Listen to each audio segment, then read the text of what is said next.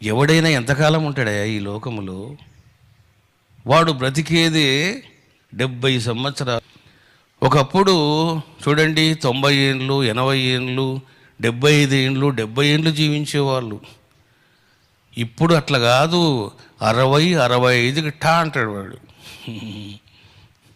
ఒకప్పుడు రోగాలు రావాలంటే ఆఫ్టర్ 60, 65 వచ్చేవి రోగాలు. ఇప్పుడు 35 నుంచే స్టార్టు, 40 నుంచే రోగాలు స్టార్టు. ఇంక అయిపోయింది, మాత్రలు మింగడమే వాడు. ఇంక ఎక్కడ జీవితం వాడికి?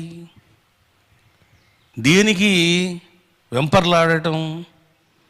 ఉన్న కొన్ని రోజులైనా నువ్వు ఇచ్చిన ప్రసాదము అని దైవ చింతనలో గడపాలి.